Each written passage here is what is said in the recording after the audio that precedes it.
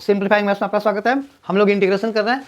देखो ये क्वेश्चन देखने में तुम लोगों को लगेगा कि बहुत खतरनाक क्वेश्चन है, क्योंकि इतने सारे ई है, लॉग है, ठीक है ना। काफ़ी सारे बच्चों को लॉग वगैरह, क्योंकि 10th वगैरह में पहले होता था, अब तो है नहीं।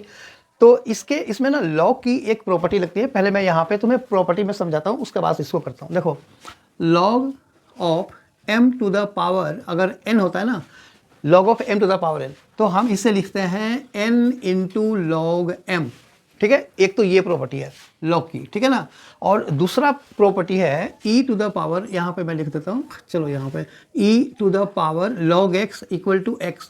यानी कि देखो जब log x लिखा होता है ना, तो जब कोई बेस मेंशन नहीं होता तो उसको e समझा जाता है। मतलब ये अंडरस्टूड है कि यहाँ पे बेस में कुछ नहीं दिख रहा है तो e है, तो यहाँ भी e है और यहाँ भी अगर e है ना, तो वो दोनों कैंसिल हो जाते हैं। तो e और log, e is basically anti log, ठीक है ना। तो e और log कट गया तो x बचा। तो ये हमें ये दो चीज़ें हमें अभी इसमें यूज करनी है, ये दो चीज़ें, ठीक है ना। So therefore i is equal to, ये देखो e to the power 6 log x। अब तुम्हें पता है कि e के बाद ना, देखो e के बाद अगर log x से शुरू हो रहा है तभी ये e और log कटता है। मान लो यहाँ पे log से पहले कुछ लिखा हुआ है, जैसे अगर 2 लिखा हुआ है तो ये नहीं कटेगा। मतलब यहाँ पे ये नहीं कि तुम 2x लिखोगे, नहीं होगा वो। तो अगर कोई भी नंबर अगर log से पहले लिखा हुआ है तो तुम उसको पावर में लेके जाओगे। कैसे?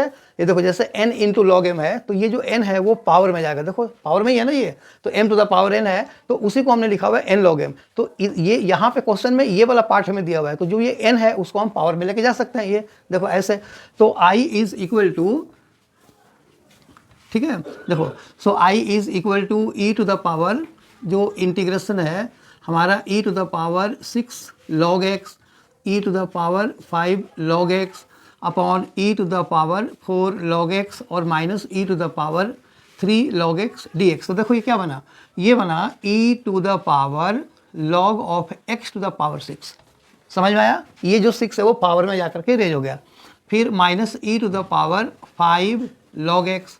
सिमिलरली जो नीचे वाला पार्ट है वो e to the power log of x4 और minus e to the power log of x³ dx।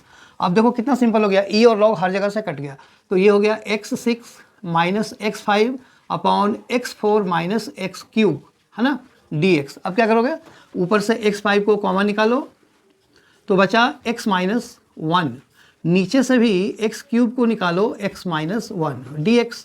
ये कट गया तो क्या बचा, x5 बाई x³ यानी कि इंटीग्रल ऑफ x² dx, यानी कि x³ बाई 3 प्लस c। ये हो गया हमारा आंसर। आई होप ये वीडियो समझ में आया। अगर आए तो इसे लाइक करो, शेयर करो और सब्सक्राइब जरूर करना। Thank you.